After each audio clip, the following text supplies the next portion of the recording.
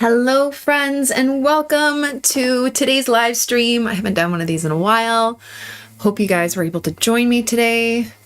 Just gonna wait a couple minutes for some people to pop on here, but I hope you're all having a wonderful Saturday.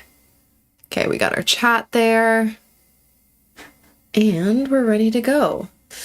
So today we're doing a live stream talking about my botanical brush set because I can speak, I promise. It is going to be back in stock in about 3 minutes on Craftamo's website.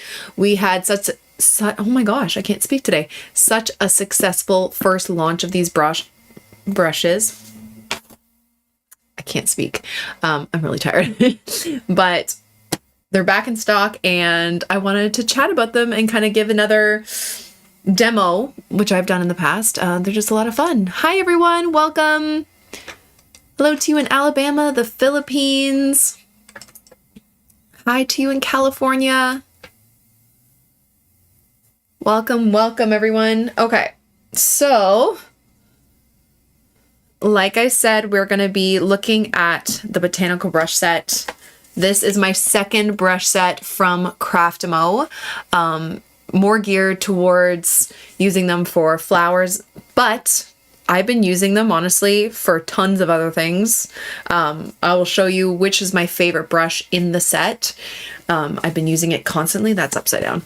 But it's a lot of fun. And in a couple minutes, they'll be back live on Craftamo's website. So I'm hoping today's live goes well because I have a baby who's sleeping, he's not a baby, he's turning 3 soon. A baby who's sleeping, who could wake up any moment. My husband's out getting the dog groomed, and I have a package that I need to sign for, which I hope does not happen during this live, or at least hope my husband comes home soon, because I don't want to miss it. Hi everyone in Netherlands, Switzerland, New York, Nebraska, Ohio, Pittsburgh, Holland. Welcome everybody, welcome. Okay. So I'm going to jump into it because I want to show you the brushes. I'm just going to turn up my lights in a second so you guys can see a little bit better. I don't know why I keep putting this upside down. Make it nice and bright. And here we go. I will try and keep up with the chat that is by my camera. But this is the botanical brush set. This came out, I want to say over a year ago, and this came out after my original set of my kind of go-to brushes. I had a set of 4 brushes that I originally came out with, and then after we decided to do one that was geared more towards my loose floral styles and shapes and sizes that I go to for specifically painting that. But obviously you can use these for any other painting as well. So this is the set. This is the box set from Craftamo. They always do such a beautiful job in packaging. And it's a 6-piece set. Beautiful box. You get a little print of my painting and then some brush care tips. There's also a tutorial, like a link to a tutorial that goes along with how to paint this exact painting when you buy the brush set. So you can always follow along with your brushes. Excuse me. And then this is the brush set. I have my ones that I've already used here. That's why they look a little bit more used. But this is a brand new one, which I'm not gonna use yet. With this set, you get a 10 round. You get, it's 1 o'clock. They should be live on Craftamo's website. If you look in the description of this video, the link should be there. So you get a 10 round, an 8 Filbert, an 8 Dagger brush, which is really fun, especially for leaves. This is my absolute favorite shape and size, especially lately. That is the flat brush, the 1/2 inch flat. And then we did a smaller one, a 1/4 inch flat, which I also love using. And then we also have this teeny tiny detail size 1 brush, which is a really nice kind of like a liner brush. So that is the set. I'm going to demonstrate them for you with my set that's already open, but they're absolutely beautiful. I love these brushes. I use them very often, and they're just so much fun. So that is the set. Hi to you in Poland and Italy and Mexico and Brazil. Amazing. Everybody's here from all over. Okay, so here are my brushes. Yes, the tips do get stained. When I am taking care of my brushes, the things that I make sure I do with any of my brushes, when I am done with them, you want to, so let's say they're freshly used, they're nice and wet. Okay, when you're done, I always kind of rinse them just with water. I don't really use brush soap or anything like that. Brush soap. I can't speak today. I just rinse them with clean water. And then sometimes I'll just roll my brushes on my paper towel just to get them back to that point. Or I'll even take my fingers and I'll reshape them and then I leave them flat to dry on my paper towel. This paper towel is rough. But I don't like grabbing new pieces all the time. I like to reuse them. So that's how I take care of my brushes. Do not, like if you're using your brush, I'm not delicate with my brushes. Like when I'm using them, sometimes I'll even like be very rough and do like, you know, some little marks like this. When you're done, look at the tip of that brush. When you're done, you can use your brushes like this. Just make sure you rinse all of that paint off. I like to roll it on my paper towel, take some of that excess water off, reshape it with my fingers to get that nice point, and then set it to dry. Okay, so that's how you take care of your brushes. Also make sure, which I've done before, that when you do put it down, don't have it leaning up against something. See how it's leaning up against that? If it dries like that, it will bend. I've done that so many times. Like there's just so many things on my desk and it bends and it's not great. This way I can put my face out there too.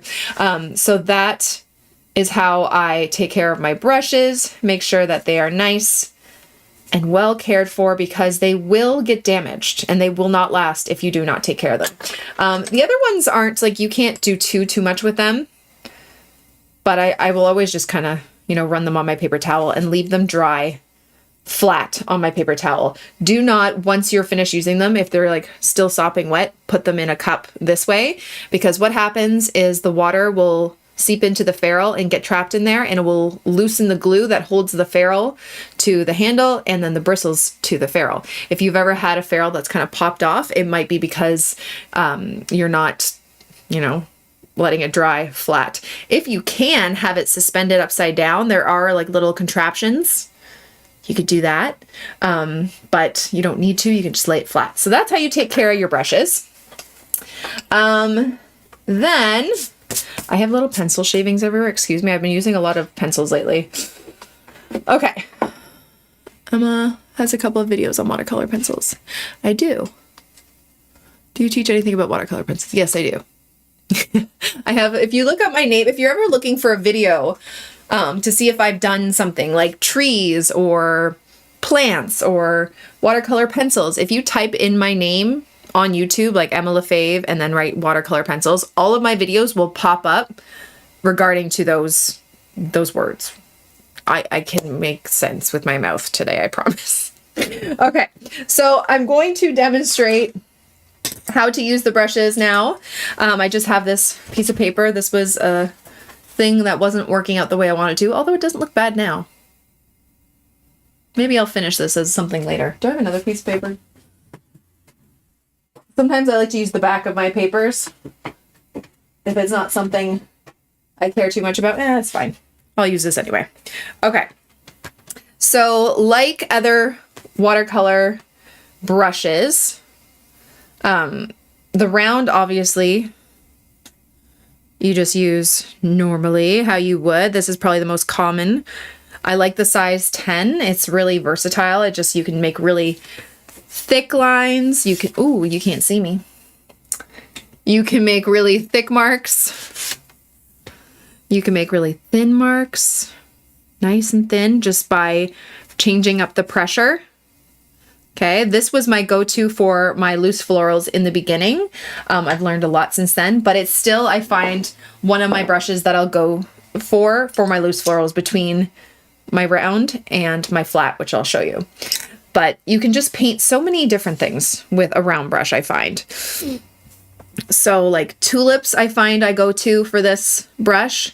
You know, I'll do light pressure, heavy pressure, light pressure. You get these perfect little petal marks, leaves, just by changing up the pressure of your brush. I'm just going to do like a couple little like marks and just show you, and then we can actually do a painting with the brushes. Just ordered, yay, thank you so much. Okay, but the thing I like about the round brush that I always go back to is that you can make these thick marks, but also the thinner marks. So if you need to do a little bit of, you know, little line details, you can do that, a little bit more pressure to make it thicker. This is just like my go-to shape almost always. Okay, so that's kind of pretty straightforward. If you are trying to do some detailed marks with a round brush, you just need to, and it's not working, you just need to work on one, your control, but two, just your pressure. So really, like what I like to do is I like to kind of anchor my hand down and just really gently, just barely even touch the paper and just kind of like flick your wrist a little bit or just dab, very, very tiny. Okay. It's really hard if you try and hover over a page. Anchor the base of your hand down so you have more control.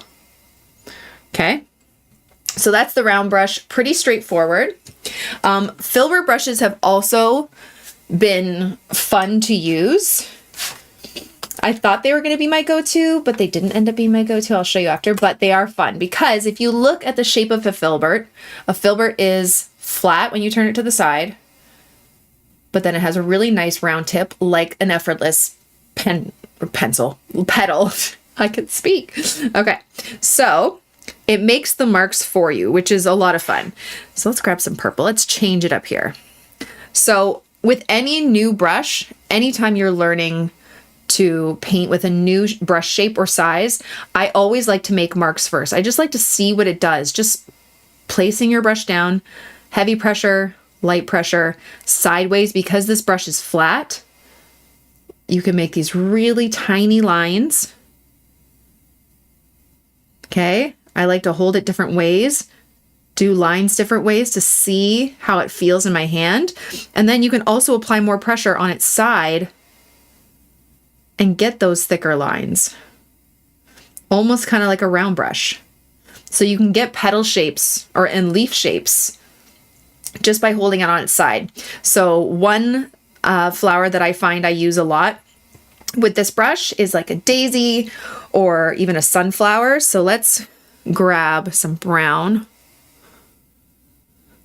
do like a little circle. You can even just go like this, very loose, or maybe like a black-eyed Susan. Okay, so let's do like this kind of gumdrop shape.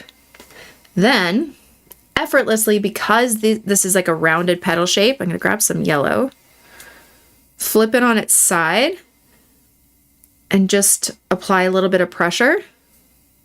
And it creates these beautiful petal shapes. Now, depending on which way you drag it, you're going to get either the thin point or the thick point. So dragging it towards there, you might lift up. So this is where you need to practice your strokes first. So here, let me just finish this. I'm going to grab a little bit darker of a color. So if you're going on your side, you're going to get that rounded edge first, and then as you lift up, that's when you get the point. So consider that when you're painting your flowers, okay? Or you can do like a point first, so really light pressure, then thicker pressure, then thinner pressure. It's something you need to play with yourself to see how it's going to feel. Show us the stuff that you think didn't work, because in my head, every time you get paint to paper, it's a masterpiece. Sorry, that is not true at all. The amount of times, like this painting specifically that's on the back, I did that, and that was from Friday's video. I did that 4 or 5 times and I got really angry. Trust me, things do not turn out more often than not. So yeah, this is a really nice brush for that. You can also do like bigger, fluffier petals where you lay it down flat like this, and then you're dragging, and then you kind of curve it a little bit and start to lift, and you get that nice point. So you can get some thicker petals like this. I kind of like to use it on a slight bit on its side, You can get some thinner curves. But for those flowers that have really nice rounded petals, this brush is perfect for that. Okay. So that's what's fun about a Filbert brush. Now I'm going to show you a Dagger brush. Dagger brush was included in this, but I will say this is probably my least favorite, to be honest. I think it's just because I haven't played around with it as much as other people. I know Christy Rice, her go-to brush is a Dagger brush. That woman is can create masterpieces with a Dagger brush. And me, I'm so not as experienced, so I don't feel as comfortable. It's just something you have to play around with. So if you're ever having trouble with a new brush shape and you're just like, this is not for me, I don't like it, take a step back, but then try again, because the more you practice at anything, the more comfortable you're going to become and the better you'll get. So while this may not be my thing right now, it might be in the future. I actually have other supplies that I've hated in the past that I absolutely love now. But the reason why I love a Dagger brush is because if you look at it, you have that point, which a Filbert doesn't have, but you also have the round base. It's flat when you turn it to the side, so you can get really nice kind of thinner lines, but then it's longer or thicker when you turn it to the flat side. So again, with a brand new brush, you want to make marks. You can just lay it down flat like this, see what kind of marks you make. You can turn it on its side. You can turn it on the other side. Apply more pressure and look, you can get the same kind of leaf marks like that. One thing I love doing with this brush is I will put the rounded side down, point, and then twist, and get just fun shapes. This one I find I do a lot more twisting and movement. I usually, if I am going to reach for a Dagger brush, I use it for leaves. One of the things that I did not recently, I think it was a little while ago actually, I'm going to grab a bit of blue on the back of the brush and then a green on the tip. I did some fun clovers for St. Patrick's Day. It was a reel. So you put the tip down and you just move the back around. Tip goes back there, move it around, and you get these really nice kind of petals shapes, almost like eucalyptus or a clover. Like effortless clover. And all you're doing is you're anchoring that tip down and you're moving around the back. And then you can use that really tiny tip for a stem. Okay. Someone asked what paper I use. I love Academy watercolor paper. I love my Etcher sketchbooks a lot. 100% cotton watercolor paper is usually my go-to. So there are tons of brands out there. So whatever is available to you is great to use. So like I said, with this brush too, like a eucalyptus leaf, like if I do really thin, that wasn't that thin, stem, then I will use this brush to kind of get those rounded eucalyptus leaves like this. And it's kind of effortless, but just keep in mind, it does take practice to kind of get the hang of it. Okay, so much fun. So there's the Dagger brush.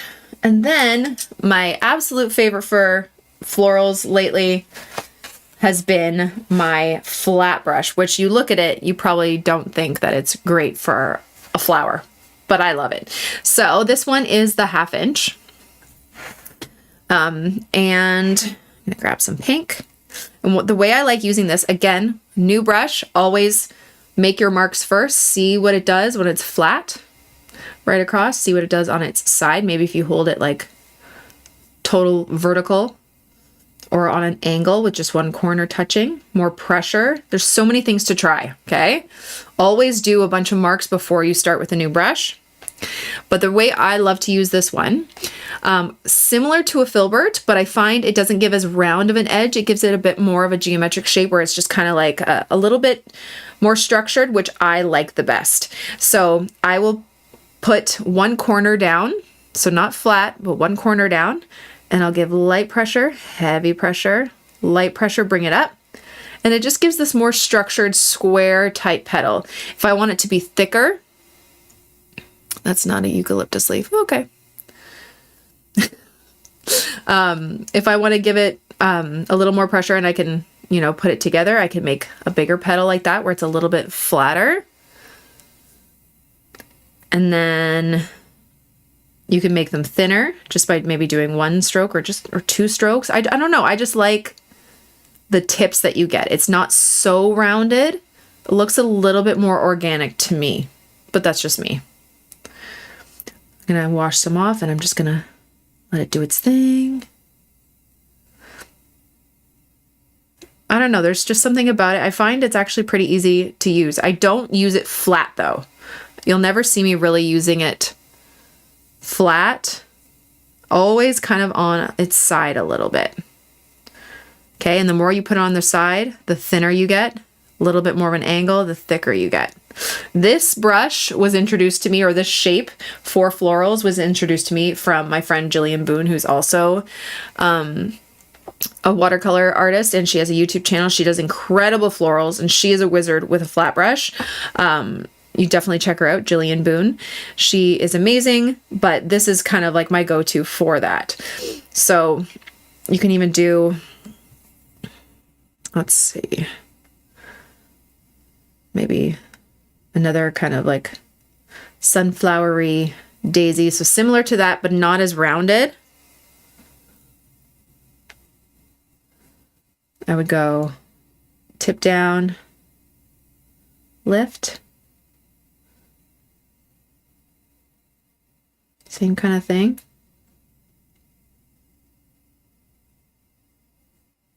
Like that. It's just a little bit sharper of a tip, which I really like. What are your favorite or your go-to watercolor paints? Right now, or like the past like almost year, I've been using Shinhan watercolors. That's what's in my palette. They're tubes that I've squeezed into my palette and I love them. They're just so vibrant and pigmented and light fast and they're amazing. I love them. So that's kind of been my go-to. And then the other, actually, I'm going to show you how I kind of do a bit of like a peony, kind of like that, but with this brush. Mix it a little bit with my yellow. So again, just putting that corner down. And I just make some really loose petal shapes. So this is the only thing that the round brush can't do is it's harder to get those little tiny lines. So usually I'll go back in with my round brush or a liner brush, which I'll show you. But I just love the shape this brush gives me.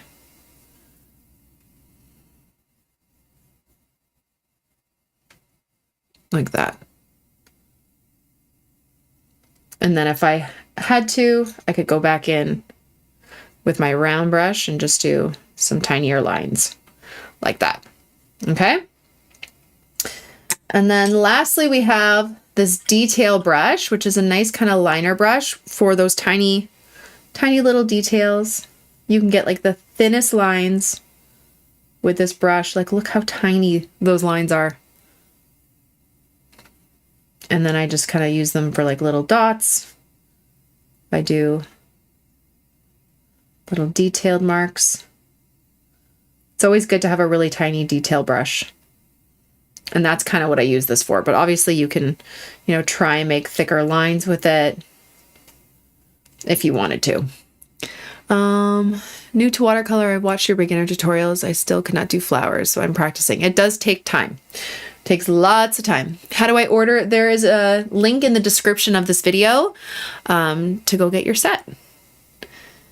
Where did you get your palette? Is it plastic or metal? This is a plastic palette. It's from Amazon. It's by the company Mr. Pen.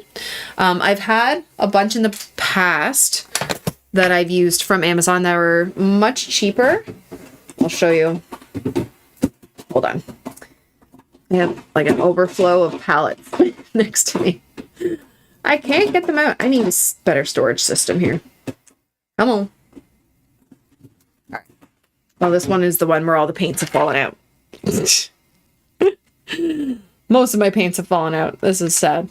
I dropped this on the ground. Very sad. I just need to like put a little bit more paint in there to kind of get it back to where it was. But yeah, they're all kind of loose. There's still so much paint in here. So this palette was also from Amazon. I think it was like $10 or something like that. And I like it, but I found the watercolor beads up on this one a lot more. There must be a difference of the surface on this one. Also, this has like so many wells, which I used to think I needed more colors, also because I just love paint and love buying paint. But I found as I started using the Shinhan paints, I really didn't need that many colors. These I have 1, 2, 3, 4, 5, 6, 7, 8, 9, 10, 11, 12, 13, 14, 15, 16. Okay, that's still quite a bit. 16 colors. These two are not Shinhan. That's like this is Daniel Smith Under the Sea Green, and this is Moss Green from Michael Harding, which I love them both. But yeah, you don't need a ton of palettes. And then the other thing I liked about this one is that you can remove this mixing tray and have another spot for mixing. And I just found it was a little bit sturdier and better quality than these ones, but I had been using these for like my whole life, as in like the past 7 years. And they're perfectly fine. Except that the paint fell out. All good. I'll stick it in again one day. But yeah. So now that we kind of got the strokes of how to paint this, I am going to do one of my loose florals for you. I'll actually show you a little bit of some of the florals I've done in this book. So this is my Etcher Lab, The Perfect Sketchbook, which I love painting in. It's 100% cotton. And this is my floral book. Why does that feel so dark? I don't know. And I've just been like playing a lot with different florals in here. So I have these florals, which I actually love doing. And I did all with the Botanical brush set. I just like the orange and blue kind of vibe. This I tried twice for different like spacing and composition. I ended up liking the first one better anyway. This, I actually love doing these spring florals. Just had a day where I just wanted to paint. This is all I've been painting for myself. These are not tutorials on YouTube. This I actually ended up loving. I love the springy kind of colors. This was okay. Didn't love it. Some hyacinth. I had some hyacinth in my room that I wanted to paint. And then I was just playing around with some watercolor crayons. Which I don't love on cold pressed paper. That's very textured. You can see a lot of the texture through, which I don't mind texture, but it's just a little too much for me. But I was just kind of playing around with colors and stuff. And then I tried to transfer some of those colors into a bouquet, which I didn't love. Ugh. Then I was playing with some big, thicker peonies. And just like a lot of shading here on the leaves. And then this is not great. This was done with acrylic ink. I was just playing around. Don't love it. I might paint over it, like, or add detail later on, just to see what I can do with it, because I don't love it. And then just really loose florals. And then that brings us here. So now I want to paint something with you here with this set. All right. So let me think of a color palette that I've been into. Actually, I painted this a little while ago for myself, which was a lot of fun. So I might kind of show you a little bit how I did this, just this kind of vibe. I love these fluffy pink flowers. Exactly what Etcher Lab book are you using? This is The Perfect Sketchbook. That's what it's called. The Perfect Sketchbook. Cold press, 100% cotton. Yeah, I did it twice. One I did with the greenery kind of behind, the dark green, to see if it popped more. I didn't really know where to go with this, but I had fun doing it. Okay, so I'm going to do something similar to this. Not completely this, though. I don't know if I'll go that detailed. But for a lot of this, I used my flat round. So I'm going to start, it's going to go the other way, though. I'm going to start up there. I'm going to use some quinacridone. No, this is Permanent Rose. And I'm just going to, again, put it on its side. And I'm just really loosely, I just dip my brush in water to make it a little bit more watery. I'm going to imagine kind of this center here. And all these petals are going to be floating back to the center. Very loose. And I just kind of go back and forth with grabbing really saturated paint so it's like super dark, and then dipping my brush in water so it's watered down. So you can get a very nice kind of difference in the values. I feel like these are kind of like fluffy peonies. Now it's all kind of molding into one. I did end up doing a different like layer for the flowers that I was showing you that I'm painting. So we'll see how it turns out. I feel like those were like by fluke too though. And if you find you're going too dark, you can always wash and dry off your brush and like lift up some of that color. And then go dark later. You can even add a little bit of darkness around the center while it's still wet. Okay, like that. Then I'm gonna make a peach color. I'm just mixing my pink with my yellow. And then in the center here, I'm just gonna make a little circle. And then I'm just gonna do these shapes. I'm actually gonna switch to my Filbert. I'm gonna try and use all the brushes in this set for this. Okay. And I'm just doing a bit more of like a piecey. I don't have specific flowers in mind that I'm really painting. Like, oh, this is a sunflower. This is a peony. I'm just kind of doing petal shapes and just having fun with color and shapes. Just keeping it really, really loose. Can we purchase your watercolors and what are the names? They are Shinhan Paints, Shinhan. You'll have to check Amazon. I got them from the company because we might be working with them with Craftimo for something. But I know like at my local, not local, but like the Canadian art store Desiree's, they have them. Check Blick. Check if you're in the States, check, was it Jerry's Artorama? Like a bunch of different stores should have them or something similar. But there's tons of paints out there that are really, really good. Daniel Smith, Winsor & Newton, all of that. So I just keep adding in some more. Okay, and then I'm going to do another kind of peony shape, but this one's going to be facing the other way. I'm going to try and do it upside down. And I'm trying to move kind of quickly because I want them to bleed into each other. See these color bleeds I'm getting from one flower to the next? That's kind of the look I'm going for. Just keeping it as loose as I can.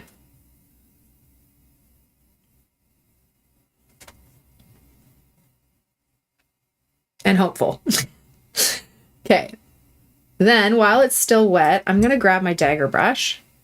And I'm going to go into my green and I'm going to start placing in some leaves. So again, with the round side down, just going to kind of wiggle it a bit, twist, maybe twist it back the other way. Don't love it, so I can use the tip to kind of boop. Don't love that leaf, but that's fine. We'll figure it out. I'm liking when leaves are a bit more jagged and not as loose or not as you know, like a perfect leaf shape. I like when they have a little bit of curve to them and personality. Add a bit of blue in here.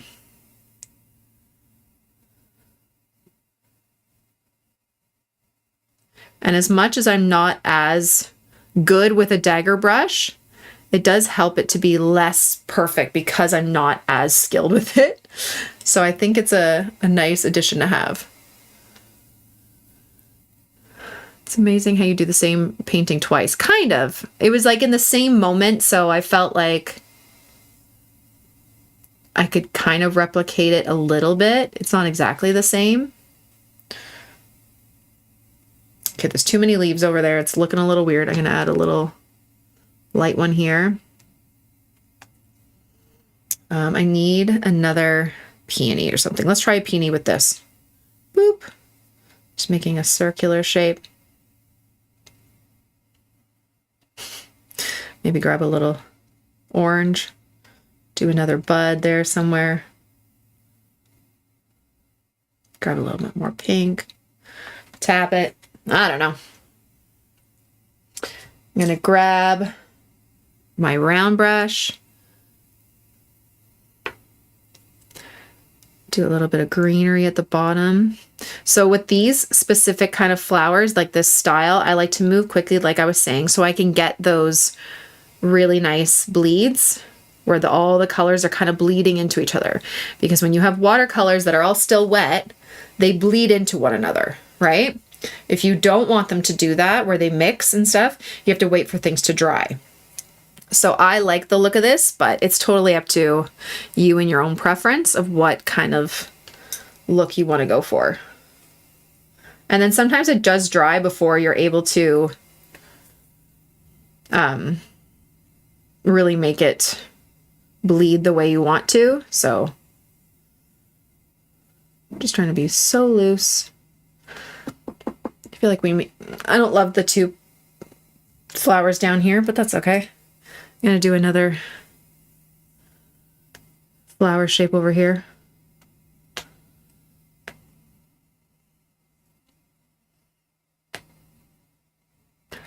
Yeah, I feel like these two kind of they're two, usually when you're working or when I'm working with florals and composition, I try not to do two of something. I don't like even numbers, like so two, they just look clustered. So maybe if I do like another really light third one to balance it out a bit, that might help. But I feel like two the same size just looks a little odd. It's all good. And I just keep on moving.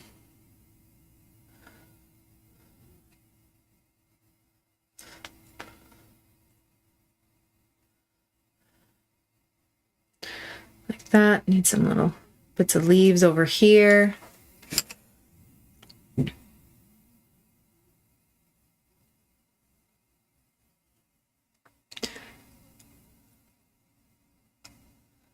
Like that.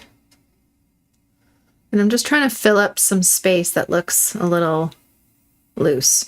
I find a lot of what's going to make this painting look nicer is the second layer and the detail. So if you're ever painting and it's just looking a little like drab and you're like, what am I doing?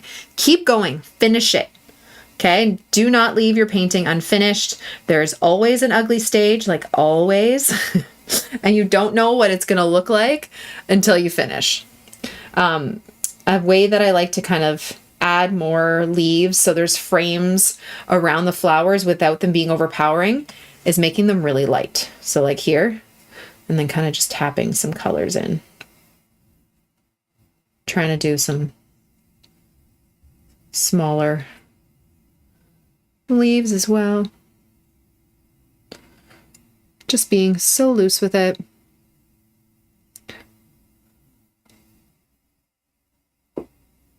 And you can't see everything. All right. Then I'm going to quickly dry it so we can do the second layer on top of this. Shinhan PWC does the artist grade. These watercolors, yes. They are, sorry, Shinhan PWC, that's these ones. They have professional, which are nice. I have a set of those. But the PWC are the artist grade, which I absolutely love.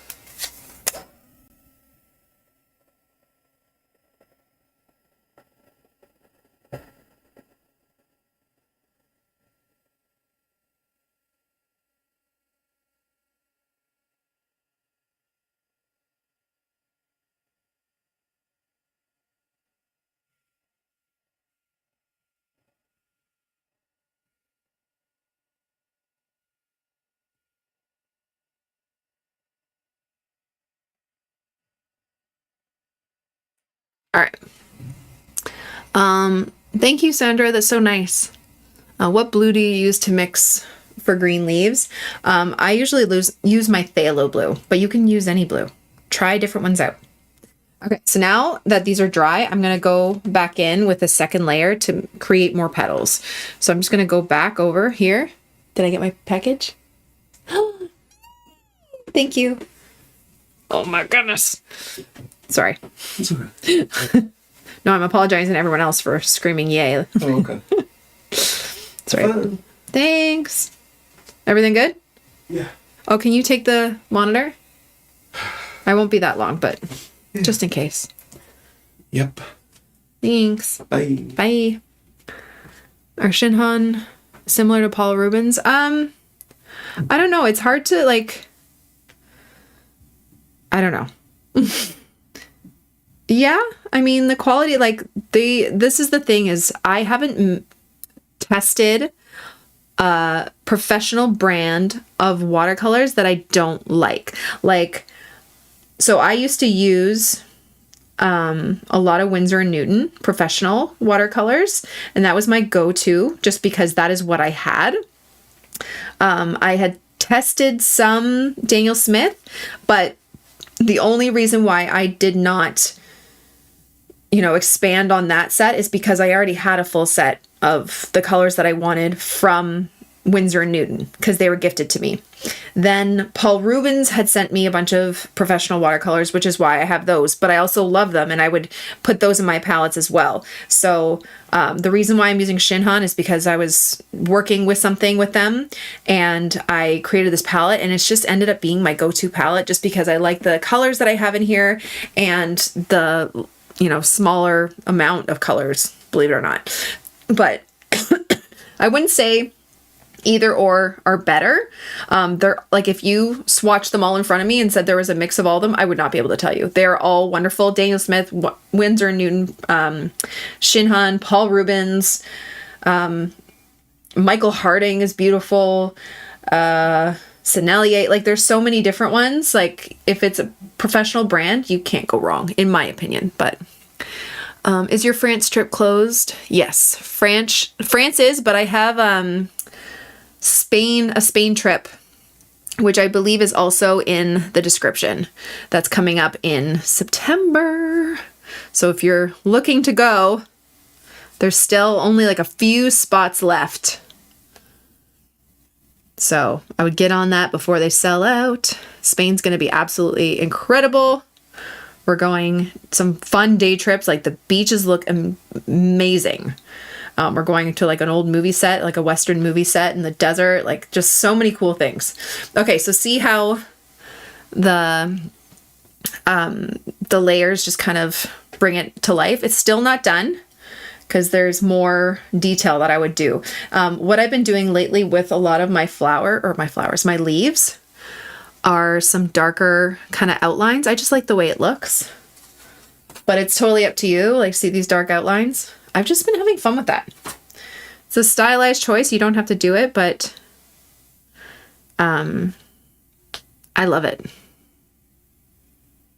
Actually, I might get my detail brush for this. Just gonna add a little bit of darkness to some places.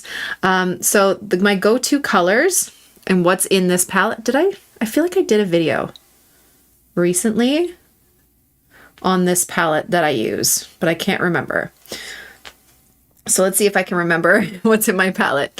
So in this palette specifically, so these are the Shinhan PWC. I have Burnt Sienna, which is funny because I used to use Burnt Umber a lot with my Winsor & Newton, and that used to be my go-to brown, but I love Burnt Sienna so much more because it has this like beautiful like rustic kind of orangey tint to it, which I like better. And then you can make different browns like by mixing it with indigo or other colors. So Burnt Sienna, the one I'm using right now, this green, is called Shadow Green. It's very similar to a Perline green, which I love, love, love. Then next to that, I have Olive Green, which is my favorite green for like florals and leaves and stuff. I just love a good olive green, but I know other people love like sap green, which is totally cool. So we have olive green. Then next to that, that's a Daniel Smith color, which is Undersea Green, which I also really love. And then next to that is Moss Green from Michael Harding, which is a beautiful, it's almost like a gold green color, which I really like. I really like green, guys. I don't know if you can tell. Green is my favorite color.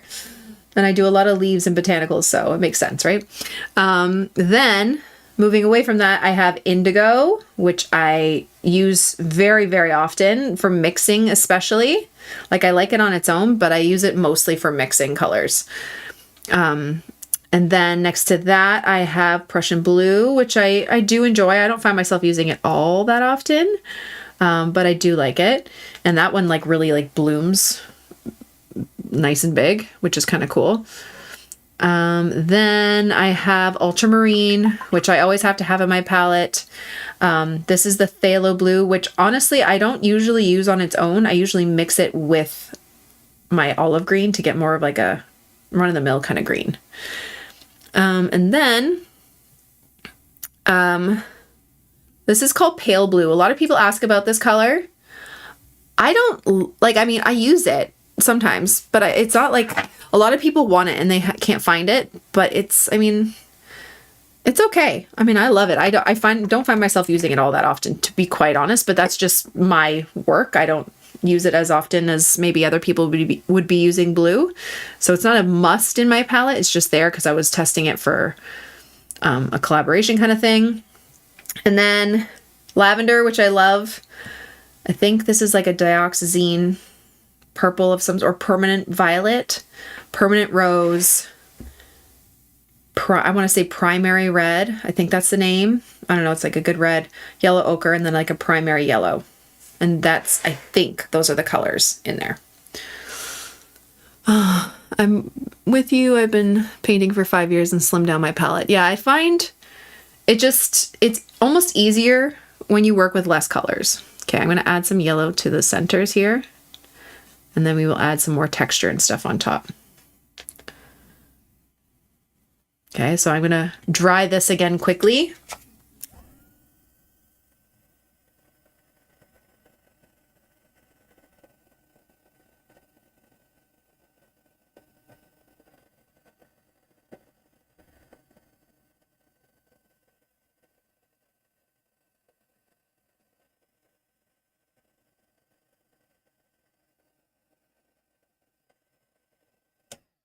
Okay, and then I'm going to take my liner brush, and what I've been doing lately is I'll take like my pink and I'll add like a little kind of lines just to separate some of the petals.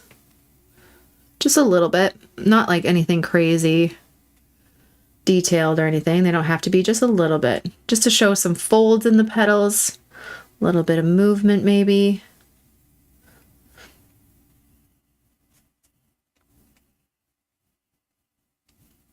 Just a little bit. You can always add more or less. It's not going to be completely like the other painting I did because I did a lot of shading. What I've been really into lately is using pencil, like colored pencils. We call them oh my gosh, pencil crayons. I'm like, what do we call them again? In Canada, or at least in my childhood, we called them pencil crayons. I know some Canadians call them colored pencils. But I've been using a lot of pencil crayons lately. I had the Prismacolor ones, and I've been doing a lot of shading with that, which has been fun. So like a lot of the texture you might see or the difference in values, I was shading with pencil in like the centers, and using my Caran d'Ache Neocolor 2s. So I've been doing a lot of mixed media lately, which I've been having so much fun with. So this isn't going to be exactly like that painting, but that's kind of what I've been doing to add little bits of texture and stuff and separation. And then with this, I'll usually add like a yellow ochre around, just to get a little bit of shadow, some dots like that. And then I'll show you quickly my pencils. Get them down. So these are my Prismacolor ones, and usually I'll get like a really light color. This is not sharpened. Hold on. There are pencil shavings all over my desk recently just because I've been using pencils so much more. And then I have to show you what just came, was what my husband was telling me about. when he came up here. And I'll just use like, to get those like really light colored stamens, maybe this isn't the best color. Let me try over here. Just a little extra detail. I've been really enjoying mixed media. Like you don't have to stick to watercolor always. I've just been having fun with, I don't know, just for extra little bit, I would do a lot more detail on this. And then sometimes like I would get, you know, maybe a different pink, add a bit of shadow in there, just have fun with it. Just playing around a lot recently. I call them pencil crayons too, right? My mother-in-law and I had a fight about this before, because I called them pencil crayons and she called them colored pencils. And I said, Canadians call them pencil crayons. And she said, I'm Canadian, we don't call them that. And we had like a fight over it. Ugh. Okay, this is what drives me nuts about my Prismacolors. Okay, they keep breaking. So I'm going to show you what I got in the mail, because forget about that. I got these, the Luminance pencils, which I'm so excited. I'm going to be doing a video on them, and I'm so excited to try them out. But I've been using pencil crayons so much, especially with my watercolors, that I'm so excited to use these. And these just keep breaking. Like, I'm trying to be gentle with them when I sharpen and everything, but they're just breaking so much. So they're still good, and I will still use them. Maybe if I'm like traveling and stuff, if I want to bring them. But I love doing extra little detail with colored pencils, because watercolor typically won't layer well on top. Like you can try some yellows, like usually yellows are really light transparent color, but some yellows are very opaque and you can get pretty decent color out of them. It does fade a bit once it dries. So you can do it both ways. But yeah. If your paint dries, how might you go back and get bleeds? Actually, I'll show you that, because I showed this to someone in my in-person workshop and they were like, oh my gosh, no way. So I'll show you here. This flower is dry. Say I wanted a bit more of a color bleed from the green into the pink. Okay, this is what you're gonna do. Make sure it's completely dry again. You're going to wet up your brush. You're going to go over the full area with just water. Okay? Go over that whole area with just water, even the stem. Then you're going to take your green and you're going to tap it where you wanted it to. Now, because you wet the whole area, it's giving it room to move, which gives it room to bleed. Okay, if you just wet just the stem, you're going to see a harsh line. But if you wet the whole area, you should be able to get those color bleeds again. And you can maybe add, I don't know, orange or whatever. So you can get a color bleed again. You just have to wet up the whole area. And get a little bit of green. And just tap it in. Okay, so wait till it's fully dry, then wet up the whole area, because if you just wet up, like say here, say I just want the green to bleed into this area just a little bit more, but I only add the water on the stem where I think I want the bleed, or even just a little bit above. It's only going to go as far as I put that water, and then there's going to be a harsh line, and it won't really give you that soft bleed. So you have to wet up the whole flower just to give it room to move. Not a ton of water, but just enough room. Like that. Okay?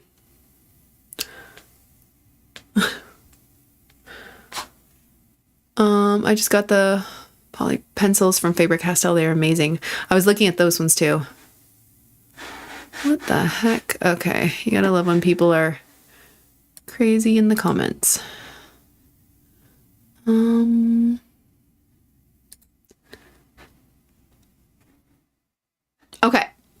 so that's about it. That's kind of our little demo with this. Oh, I didn't really use this one, but it's like the bigger one.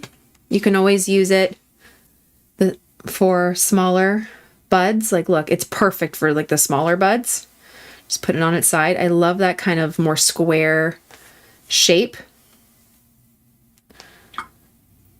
And then you just get your green. Do your little stems.